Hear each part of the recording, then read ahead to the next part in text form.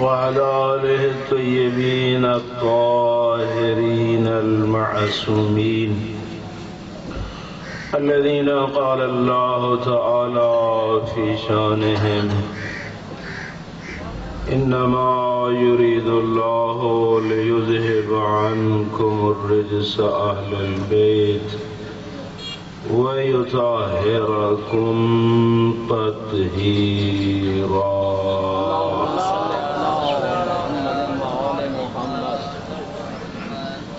ورحمة الله على شيعتهم ومحبيهم ومواليهم أجمعين.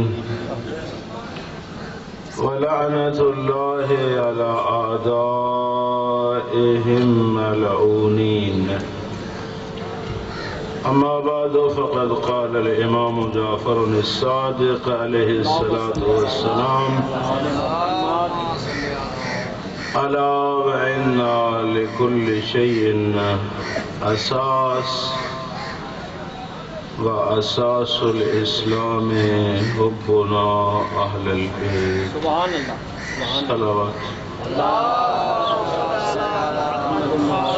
سب سے پہلے حاج عبد المجید خان کے والدین مرحومین اور دیگر مومنین مرحومین اور شہداء امامیہ کے ایصال ثواب کے لیے سورہ حمد و توحید.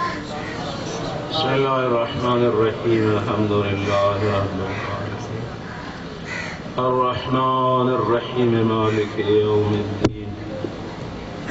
إياك نعبد وإياك نستعين. اهدنا الصراط المستقيم صراط الذين أنعمت عليهم غير المغضوب عليهم ولا الضالين.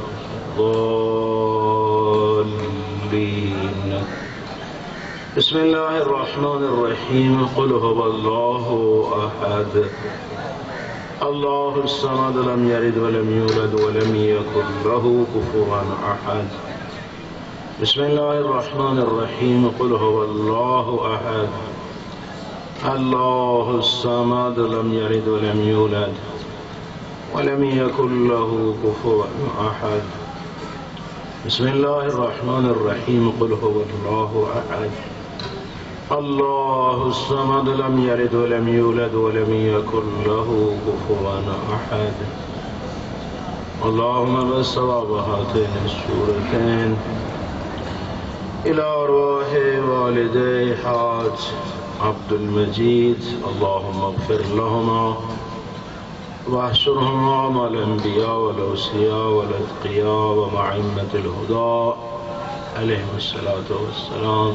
صلوات پڑھیں. اللهم صل على محمد وعلى محمد. معصوم امام جعفر صادق علیہ الصلاۃ والسلام کا ایک بہت بڑا وصیت نامہ ہے جس میں حضرت نے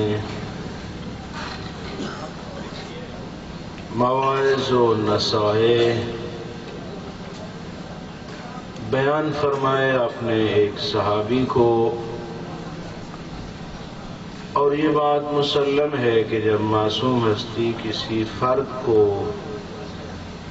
خطاب فرماتے ہیں تو مقصد یہ نہیں ہوتا کہ یہ حکم اسی کے ساتھ ہی مختص ہے، بلکہ قرآن مجید کی طرح فرمان معصوم قیامت تک کے لیے ہدایت ہے. ماشاءاللہ ماشاءاللہ. مشافہین کے ساتھ مختص نہیں، جو حاضرین ہوتے ہیں ان کے لیے نہیں. فرمان معصوم قیامت تک کے لیے ہدایت. فرمایا اس فرمان کی ایک نصیحت کے ایک جملہ جو میں نے آپ کے سامنے تلاوت کیا، اللہ نے ارشاد فرمایا کہ ہر شے کی کوئی نہ کوئی بنیاد ہے. کوئی شے بغیر بنیاد اساس کے نہیں. جو بھی عمارت ہے اس کی بنیاد ہے.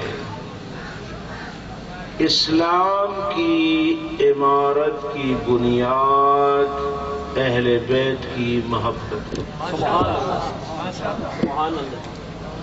اساس الاسلام حبنا اہل البیت. سبحان اللہ. اسلام کی بنیاد اہل بیت علیہ الصلوۃ والسلام کی محبت پر ہے.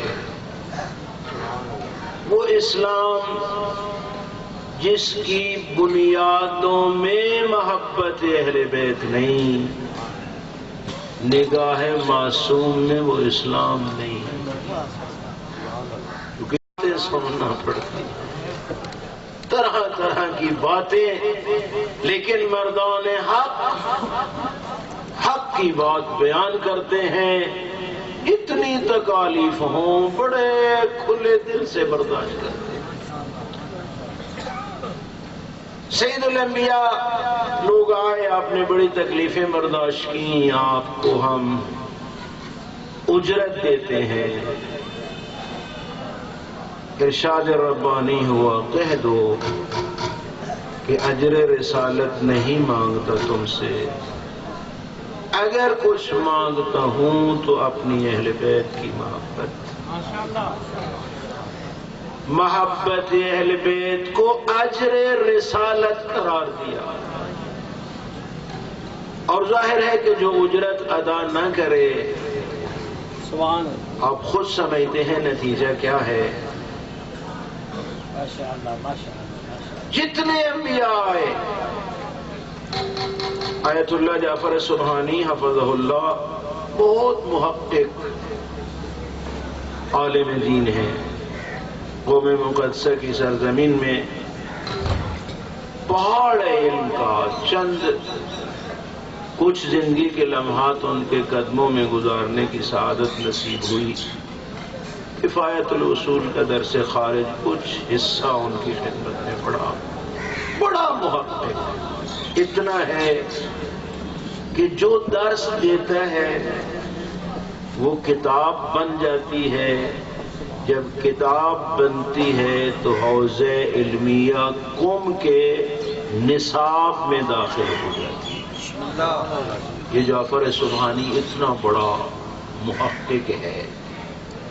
انہوں نے تفسیر میں ایک جملہ لکھا، تفسیر موضوعی ان کی ہے، کہ کیا وجہ ہے کوئی نبی اجر رسالت نہیں مانگتا. کوئی بھی جن سے بھی کہا گیا کہ اجر لے لو، انہوں نے یہی جواب دیا، وما اجری الا علی اللہ. ہم اجر تم سے نہیں، ماشاء اللہ ماشاء اللہ، اللہ سے لیں گے. آیتیں ہیں سورہ یاسین میں ہے، جب خدا نے 2 مبلغ بھیجے، ان کی بات انہوں نے نہ مانی. فعززنا بثالث، پھر ہم نے تیسرے کو بھیجا ان کی مدد کے لیے، اس کی بات بھی نہ مانی گئی. پھر جاء رجل من اقصى المدینہ، اور دور سے ایک آدمی آیا اور اس نے آ کے کہا، وہ کیوں نہیں ان کی بات مانتے جو ہدایت میں بھی ہیں اور تم سے اجرت بھی نہیں مانگتے. مَن لا يسألكم علیہ، جو سوال اجر نہیں کرتے اور ہے بھی ہدایت پہ، تم ان کی بات کو کیوں نہیں مانتے. تو قرآن مجید نے مبلغ کی شرائط، جو اللہ کی طرف سے مبلغ ہیں، ان کی شرائط میں ایک یہ شرط بیان کی ہے کہ وہ لوگوں سے اجر نہیں مانگتے. جتنے ہی ہیں انبیاء علیہ الصلوۃ والسلام نمائندگان الہی، شعار ہی یہی ہے کہ وما اجری الا علی اللہ. آیات ہے قرآن کی کہ ہمارا اجر اللہ وہ دے گا، کوئی نہیں مانگتا. سید الانبیاء مانگتے ہیں. کیوں؟ اور سبحانی نے اس نقطہ کو اٹھایا کہ کوئی نبی اجر رسالت نہیں مانگتا. حضرت آدم سے لے کر حضرت عیسیٰ علیہ السلام تک پہچان ہی نمائندہ الہی کی یہی ہے کہ وہ لوگوں سے نہیں مانگتے، خدا سے مانگتے. اور اگر ہم غور کریں صنف علماء بھی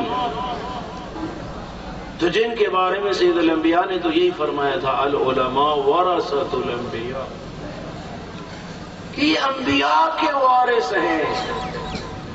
کس میں وارث ہیں؟ انبیاء کی جائیداد انہوں نے لینی ہے؟ نہیں، اسی تبلیغ دین میں وارث ہیں. تو جن کے یہ وارث ہیں جب وہ نہیں مانگتے تو پھر یہ وارث صاحب کس منہ سے مانگتے ہیں؟ یا تو یہ کہے کہ میں ان کا وارث نہیں، سبحان اللہ جی، سبحان اللہ جی، کسی اور کا وارث ہو. دو ہی طریقے ہیں، یا رحمان کی طرف سے مبلغ آئے ہیں یا شیطان کی طرف سے، تیسری چیز نہیں ہے. اگر وارث ہیں رحمان والے مبلغین کے ماشاءاللہ تو پھر اجرت کا تصور کوئی نہیں. سبحان اللہ ماشاءاللہ. اگر کسی اور خط سے آئے ہیں تو پھر اجرت بھی مانگیں، دنیا میں بھی لے لیں اور آخرت میں بھی پھر وہی دے گا جس کی نمائندگی کرتے رہے. ماشاءاللہ سبحان اللہ جی، سبحان اللہ. ورنہ حق کے مطلب تو یہ وجاء رجل من اقصى المدینہ، رجل یسعی، وہ بڑا جلدی سے بیچارہ آیا، چونکہ پتہ چل گیا تھا کہ مبلغ پھنس گئے ہیں، ان کو انہوں نے زندان میں ڈال دیا تھا. جلدی سے آیا اور یہی کہا یار ان کی مانو جو نہ اجرت مانگتے ہیں تم سے اور ہے بھی ہدایت. یہی تو امتیاز ہے میرے بھائی. تو عرض یہ کر رہا تھا کہ بزرگ استاد نے تحریر فرمایا آخر کیا وجہ ہے اللہ اکبر کوئی نبی نہ مانگے لیکن سید الانبیاء مانگے؟ قرآن کی آیت ہے، اس کا کوئی انکار نہیں کر سکتا کہ قل لا اسألکم علیہ اجرا الا المودۃ فی القربى، میں نہیں مانگتا اور کچھ نہیں مانگتا، اگر مانگتا ہوں تو اپنے قریبیوں کی مودت. تو پھر بھی مانگ تو لی، مانگ تو لی اور کچھ نہ مانگا، اپنے قریبیوں کی مودت تو مانگ لی. کوئی نہ مانگے سید الانبیاء کیوں مانگے، چاہے قریبیوں کی مودت ہی صحیح.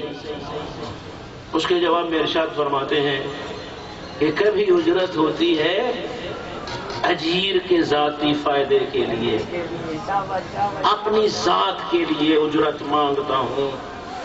اور اگر ایسا اجیر ہو کہ جو اجرت لے کے پھر انہیں دے دے ان کے فائدے کے لیے، فرمایا اگلی آیتوں میں دیکھو تو یہی ہے کہ ما سألتکم علیہ من اجر، جو اجر میں نے مانگا ہے وہ میرے لیے نہیں، لکم، وہ تمہارے لیے. جو بھی اجر میں مانگ رہا ہوں اجر رسالت، سبحان اللہ، میری ذات کے لیے نہیں، فہو لکم، وہ تمہارے لیے ہے. اور وہ ہے کیا؟ من اتخذ الی ربہ سبیلا، وہ اجر یہ ہے اگر مودت اہل بیت ہوگی تو اسی راستے پہ چلو گے جس پہ اہل بیت چلے. وہ راستہ سبیل اللہ ہے، سبحان اللہ، وہ صراط مستقیم ہے، وہ اس راستے پہ چلنا ہے جس راستے پہ معصوم چلے. سبحان اللہ. چونکہ یہ بھی معصوم نے، بعض نے تو کہا معصوم کا شعر ہے، لیکن جو محققین ہیں وہ کہتے ہیں کسی کا شعر معصوم نے نقل کیا ہے کہ یہ نہیں ہو سکتا کہ انسان پھر کسی سے محبت بھی کرے اور اس کی بات کو بھی نہ مانے. ماشاءاللہ. تو اصل الہ بتظہر حبا ذالک فی الفعال بدیع، تو نافرمانی خدا بھی کرے اور ادھر کہے میں خدا سے محبت بھی کرتا ہوں، یہ تو عجیب بات ہے، یہ جڑنے والی نہیں ہے۔ لو كنت في حبك صادقا لأطعته لأن المحب لمن يحب مطيع۔ اگر تو اپنی محبت میں سچا ہوتا تو محبوب کی مانتا بھی صحیح، کیونکہ ہر محب اپنے محبوب کا مطیع ہوا کرتا ہے۔ سبحان اللہ۔ یہی فلسفہ ہے مودت فی القربا کو اجر رسالت کے عنوان سے مانگنے کا، کہ اگر قلب میں مودت فی القربا ہوگی تو عملی طور پہ بھی سیرت ہی انہی قربا کی ہوگی۔ اور ظاہر ہے میرے بھائی اور بزرگوں، جو سیرت معصوم کو اپناتا ہے، جنت تو کیا، جنت کا خالق بھی اس کا منتظر ہوتا ہے۔ اور یہی کہتے ہیں یا ایتھا النفس المطمئنہ ارجعی الی ربک راضیۃ مرضیہ، اب رجوع کر، اس حال میں کر کہ رب تجھ پہ راضی اور تو رب پہ راضی۔ سبحان اللہ، سبحان اللہ، سبحان اللہ۔ اللہ اکبر، یا رسول اللہ۔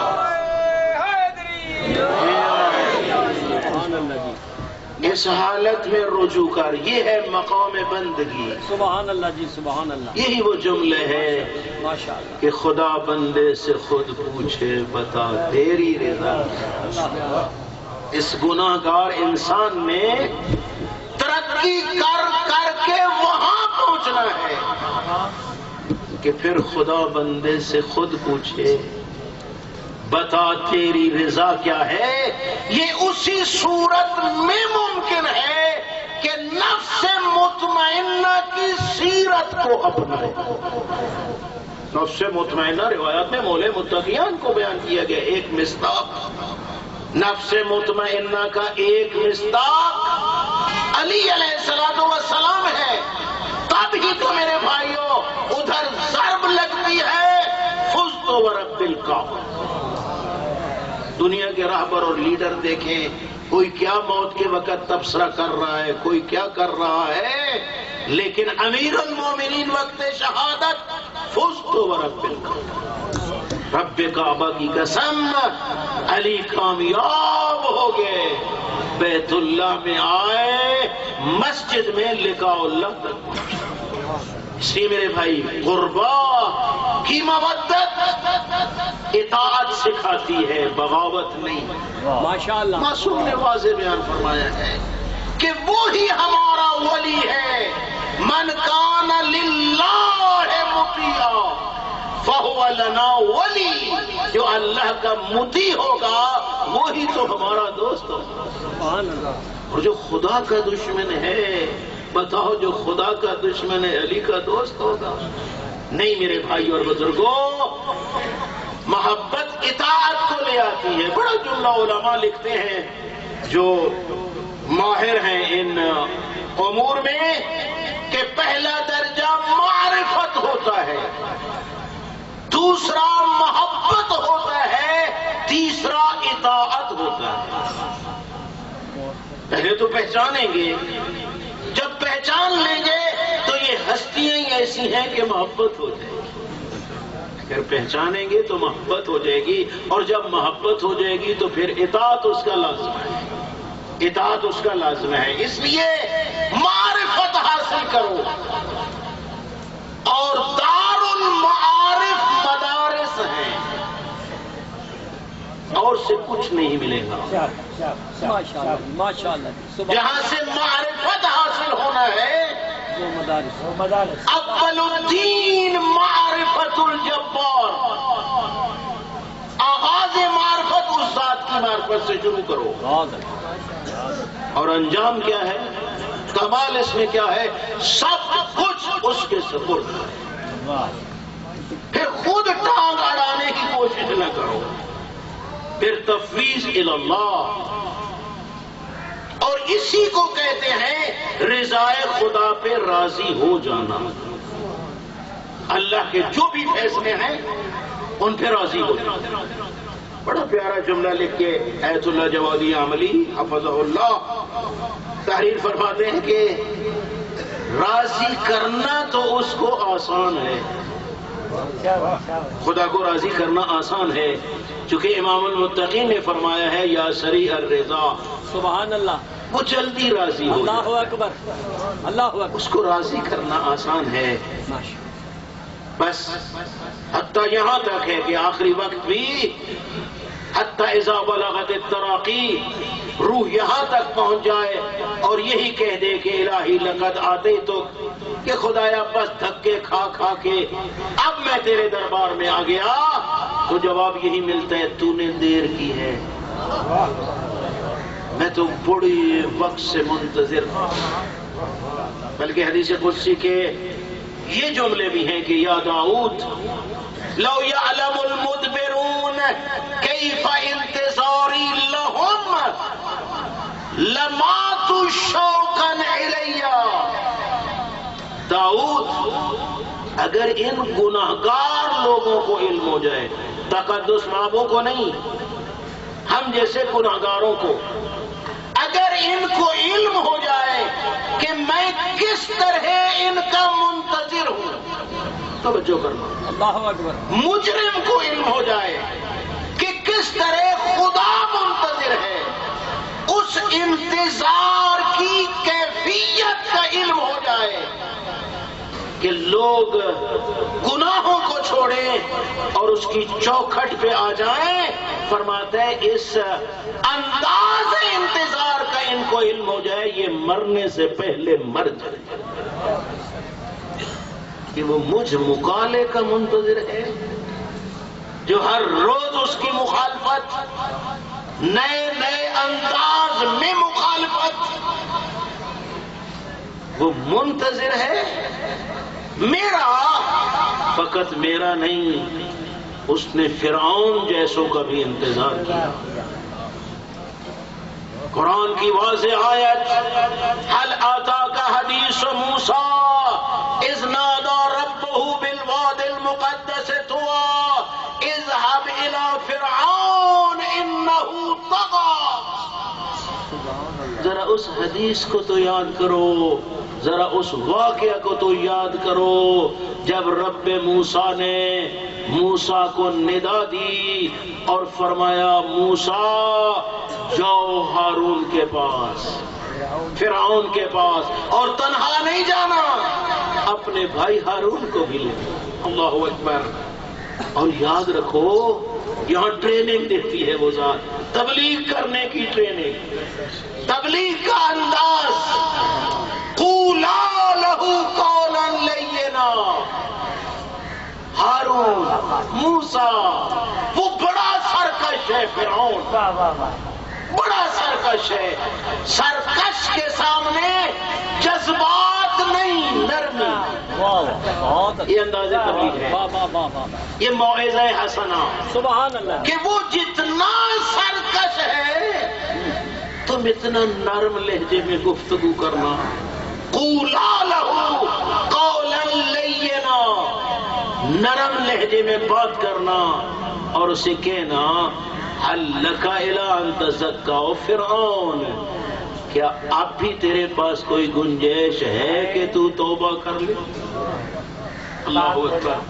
علامہ محمد یار شاہ صاحب قبلہ علی اللہ مقامہ الشریف، وہاں سرگودے کی بات ہے کہ یہی بات انہوں نے کہا کہ آپ اتنا سختی کرتے ہیں تبلیغ میں، اور قرآن تو یہ کہتا ہے کہ فرعون کے پاس بھی جاؤ تو نرم لہجے میں بات کرو، آپ تبلیغ میں سختی کرتے ہیں۔ تو مرحوم عالم دین نے فرمایا قرآن کہتا ہے فرعون کے سامنے نرمی، تم فرعون بن جاؤ میں نرم ہو جاؤں گا، وہ تم تو کہتے ہو میں شیعہ علی ہوں، پھر شیعہ علی کے ساتھ وسیع زیادہ رو کے کہتا تھا میں سختی نہ کروں تو کیا کروں، فرعون کے لیے نرمی، لیکن ایک وہ جو اپنے آپ کو سبحان اللہ کیا کچھ سمجھتا ہے، پھر اس کے لیے سختی بھی ہوتی ہے۔ امر بالمعروف کا معنی ہی یہی ہے، امر کا معنی بھی عامر کو عامر کا انداز اپنانا ہوتا ہے، اور ناہی کے لیے بھی یہی صورتحال ہے میرے بھائی۔ جو التماس ہوتے ہیں اس کے موارد اور ہیں، اپنوں میں جب بات کرنی ہے تو سختی آ ہی جاتی ہے کہ کچھ شرم کریں، کچھ حیا کریں۔ ہماری نسبت کس مقدس خانوادہ کے ساتھ ہے؟ اس لیے میرے بھائی اور بزرگوں، میں کہیں سے کہیں چلا گیا کہ جب انداز تبلیغ ہے تو فرمایا نرم لہجے میں۔ کیوں؟ سامنے فرعون ہے، وہ اتنا کریم ہے میرے بھائی اور بزرگوں۔ عرض یہ کر رہا تھا کہ فرعون کا بھی انتظار کیا، بلکہ ایک بار تو کہہ دیا جناب موسیٰ علیہ السلام نے کہ میرے کریم اللہ تیرا انداز بھی عجیب ہے، جو وعدے فرعون اپنی رعایا سے کرتا ہے تو سارے نبھا دیتا ہے۔ خود دیکھیں، بت پرست بت سے بیٹا مانگتا ہے، خدا دے دیتا ہے۔ وہ بت تو نہیں دیتا بیٹا، اس میں تو وہ تو بت ہے، پتھر ہے، اس میں تو طاقت نہیں ہے۔ غیر اللہ کے دروازے پہ کوئی چلا جاتا ہے، وہ پیر کہتے ہیں ہاں انشاءاللہ پتر ہو سی، اور کئی بار دیکھا کہ پتر ہو گیا۔ پیر صاحب قبلہ کو یہ زیادہ جانتے میرے بزرگ بھائی، ہاں میرے بھائی پیر صاحب کو زیادہ جانتے ہیں، انہوں نے زیارت بھی کی ہے، میں نے فقط ان کو سنا ہے، ان کی سیرت طیبہ کو۔ کسی نے کہا پیر سائیں، وہ ان کو بھی لوگ پیر کہتے تھے لیکن وہ اس کو پسند نہیں کرتے تھے۔ مولانا یار شاہ صاحب بھی لفظ پیر کو کہتے ہیں، پیر دے دو معنی، ایک بڈھا، دوسرا وہ ہفتے کے ایام میں سے ایک پیر ہے، سوموار جس کو کہتے ہیں، آج ہے دو کسے کام دے رہے۔ تو بہرحال پیر فضل شاہ صاحب قبلہ سے پوچھا گیا کہ یہ جو پیر بنائے ہیں لوگوں نے، ایک خدا نے بھیجے ہیں راہ پر، اور میں حیران ہوں کہ علی کے ہوتے ہوئے پھر کس پیر کی ضرورت ہے۔ یعنی انسان حیران رہتے، پتہ نہیں ہماری سوچوں کو کیا ہو گیا۔ یہ جتنے بدبخت ہیں کھینچ کھوچ کے اپنا رشتہ امیر المومنین تک ملائیں گے۔ یہ جتنے دربار ہیں دیکھ لو، جتنے پیر ہیں، قلندریہ، چشتیہ، پتہ نہیں گولڈویہ، جو بھی، مجھے تو یہ آتے ہی نہیں ہے، سب میں جب ہم پڑھتے ہیں تو ہمارا سلسلہ ملتا ہے جناب کہاں تک؟ امیر المومنین علیہ السلام تک۔ ہمیں اس گندے واسطے کی ضرورت نہیں، ہم ڈائریکٹ علی تک جا سکتے ہیں جب معرفت حاصل ہو جائے گی۔ تو میرے بھائی اور بزرگوں، تو پیر صاحب کو کہا گیا کہ یہ جو پیر لوگوں نے بنائے ہیں یہ بتوں کی مانند ہیں۔ پیر صاحب نے فرمایا نہیں، بتوں سے بدتر ہے، یقین کرو۔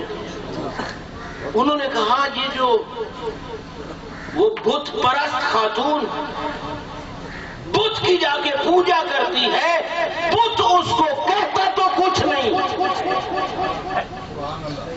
ہو گئی ہر روز سن رہے ہو، ہر روز دیکھ رہے ہو کہ کتنی عزتیں ہیں جو ان بدبخت پیروں نے لوٹ لی۔ ان کی ضرورت نہیں۔ یہ کیوں ایسا ہو رہا ہے؟ علم نہیں، معرفت نہیں، پتہ ہی نہیں امیر المومنین علیہ السلام کا مقام کیا ہے۔ گئے جو نہیں، نہج البلاغہ پڑھتے تو پتہ چلتا، مدارس میں جاتے تو منصب امامت کا پتہ چلتا، منصب رسالت کا پتہ چلتا، منصب توحید کا پتہ چلتا۔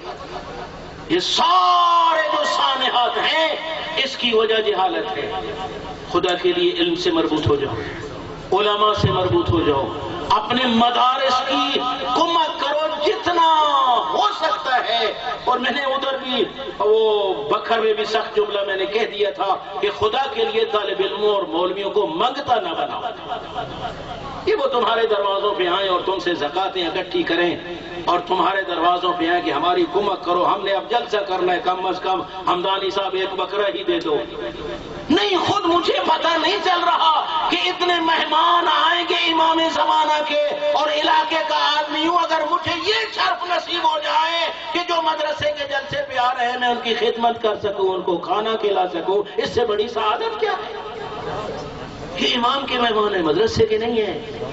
کیونکہ مدرسہ جو زیر سرپرستی امام زمانہ ہے، خدا کے لیے اپنے آپ میں یہ ایثار والی طاقت خود بخود رو جس کو کہتے ہیں، بجائے اس کے کوئی آ کے دھکا دے. کوئی مولانا ہمارے دروازے، مجھے یقیناً عجیب محسوس ہوتا ہے کہ ایک عالم دین ہے، پیش نماز ہے، اس کے پیچھے نماز ہے، جمعہ آپ پڑھ رہے ہیں، اتنا محترم ہے، فریضہ نماز پڑھ رہے ہیں، پھر وہ میرے دروازے پہ رسید کاپی اٹھا کے لے آئے، پھر میں دوں اس کو کوئی شے نہیں، خود بخود اللہ نے دیا ہے، امانت کے عنوان سے دیا ہے، اپنی ضرورت رکھ لے، باقی وہاں دے جو ضرورت مند ہے. اور پھر مدارس میں چلا جائے. سبحان اللہ. بتاؤ جس بندے نے اس مسجد کی بنیاد رکھ لی، چاہے ایک اینٹ بھی ہو، جب تک یہاں سبحان اللہ ذکر خدا ہوگا، عبادت ہوگی، اس کو اجر ملتا ہے. اسی میرے بھائی اور بزرگوں، خدا کے لیے مودت کا حق ادا کریں. محبت اہل بیت کے تقاضے میں ایک یہ بھی ہے کہ اپنے مال کو راہ خدا میں لٹا دینا. سیرت معصوم میں امیر المومنین علیہ السلام کی سیرت میں ہے، امام حسن مجتبی علیہ السلام کی سیرت میں ہے کہ کتنی بار اپنے گھر کا سارا مال راہ خدا میں لٹا دیا. ہم اس سیرت کو زندہ کیوں نہیں کرتے؟ ضرورت کا رکھیں تو ضرورت ہے. یہ بھی اسلام یہ بھی نہیں چاہتا کہ خود ہاتھ پھیلاؤ، نہیں، اپنی ضرورت کا رکھو، باقی جو ضرورت مند ہیں ان کو دو. خدا نے دیا ہی اس لیے ہے. اے اولاد، مگر اولاد کا خدا نہیں ہے، خدا ہے. آیت اللہ بہشتی کی اولاد آئی تھی، آغا خمینی رحمت اللہ علیہ کی خدمت میں روتی ہو جی آیت اللہ بہشتی فوت ہو گئے. خمینی بہت شکر نے ارشاد فرمایا، خدا تو زندہ ہے. ایمان کی بات ہے، معرفت کی بات ہے. اور جب معرفت ہو جاتی ہے، جب مجھے پتا ہو کہ جو میں نے دینا ہے خدا تک پہنچنا ہے. روایات میں ہے نہیں کہ جو فقیر کو صدقہ دیتے یہ فقیر کو نہیں، اصل میں خدا کے ہاتھ پہ جاتا ہے. اس لیے اگر آپ یہ بھی دیکھیں تو کچھ ایسے لوگ بھی ہیں کہ جنہوں نے وہاں دیا ہے تو پھر فقیر کے ہاتھ کو چوما بھی ہے. پوچھا کہ چوم کیوں رہے گا؟ یہ اس کا ہاتھ نہیں، اللہ کا ہاتھ. سمجھنے کی بات ہے. اس لیے قربتاً الی اللہ، دل کھول کے شکر کیا کرو کہ یہ ادارے ہیں کہ جہاں ہمارے واجبات لگ جاتے ہیں، ورنہ پتہ نہیں ہم کہاں پھینک کے آتے، خرچہ بھی کرتے، اجر بھی نہ ملتا. ماشاءاللہ. اس لیے میرے بھائی اور بزرگوں، مودت فی القربا کا تقاضا اساس ہے، بنیاد ہے اسلام کی. سبحان اللہ. جب جب آ جائے گی دل میں، پھر معصوم نے فرمایا سیرت آ جائے گی. جب سیرت معصوم سامنے ہوگی تو پہلے عرض کیا ہے علی صراط مستقیم ہے. علی کے پیچھے جاؤں گا تو جنت تو کیا، خالق جنت بھی منتظر ہے، جو کہے گا ارجعی الی ربک راضیۃ مرضیہ. میرے بھائی اور بزرگوں، انہی حرام اور حلال کی تمیز بتانے کے لیے اہل بیت نے اتنے مسائل برداشت کیے. اور میرے بھائی اور بزرگوں، ذرا سوچو تو صحیح، تجھے اور مجھے عزت پسند ہے، کتنا غیور تھا حسین ابن علی. ہر امام ہر صفت میں، صفت کمال میں دوسروں سے بلند ہوتا ہے. ایک جملہ علماء کی طرف منسوب ہے کہ ہم دیکھ رہے ہیں جناب زینب کبریٰ کی سیرت میں کہ جناب سجاد کو دلاسے دیتی ہے. جناب زینب کبریٰ سہارا دیتی ہیں، آسرے دیتی ہیں، تسلیاں دیتی ہیں. کسی نے کہا جی جناب زینب کبریٰ کا پھر صبر جناب سجاد سے بڑھ گیا؟ فرمایا نہیں، صبر نہیں بڑھا. امام کی شہادت کا جتنا دکھ امام کو ہوتا ہے غیر امام کو نہیں. جناب سجاد کو بابے کے جانے کا غم ہی اتنا تھا، زینب کبریٰ کی نسبت کم تھا. جناب زینب کبریٰ کو امام کی نسبت کم تھا. آپ یہ نہیں کہہ سکتے کہ زینب کبریٰ معصوم سے صبر میں بڑھ جائے، نہیں، معصوم کو معصوم کے جانے کا دکھ ہی بہت زیادہ. اس لیے میرے بھائیو سوچو تو صحیح، کیا وہ منظر ہوگا کہ سجاد کے سامنے زینب جیسی پھپھی کی چادر میں بدماشوں کا ہاتھ، سارے روئے نا چادر زینب کو. پیغمبر خدا نے گریہ کیا. روایات کہتی ہے جب بی بی کی ولادت ہوئی تھی اور پیغمبر خدا سفر پہ تھے اور سامنے جناب زینب کبریٰ کو پیش کیا گیا تھا تو حضرت رونے لگے تھے. اور خود بتاؤ کہ جناب زہرا کے دل پہ کیا اثر ہوگا. یقیناً پوچھا ہوگا بابا رو کیوں رہے ہیں؟ تو نبی نے کہا نہیں ہوگا یہی تو وہ زینب ہے جو شریکت الحسین ہے. یہ ہیں حالات میرے بھائی. حتیٰ وقت ولادت سے گریہ شروع ہوا. مولے متقیان روتے گئے، جناب سیدہ طاہرہ گریہ کرتی گئی، پیغمبر خدا روتے گئے، امام حسن مجتبی، امام حسین علیہ السلام ہر مقام پہ حال میں نظام یذب عن حرم رسول اللہ. کوئی ہے زہرا جائیوں کی ضمانت دے. لیکن اتنا عرض کروں گا سب علم امامت و علم رسالت سے جانتے تھے لیکن اپنی آنکھوں سے لٹتی ہوئی چادر سجاتے تھے. اپنی آنکھوں سے لٹتی ہوئی سجاد نے دیکھی ہے تب ہی تو وہ جملہ کہہ دیا یا لیت امی لم تلدنی، اور کاش میری ماں مجھے نہ جنتی اور میں اپنی غیرت کا یہ منظر نہ دیکھتا. انا للہ و انا الیہ راجعون. وسیعلم الذین ظلموا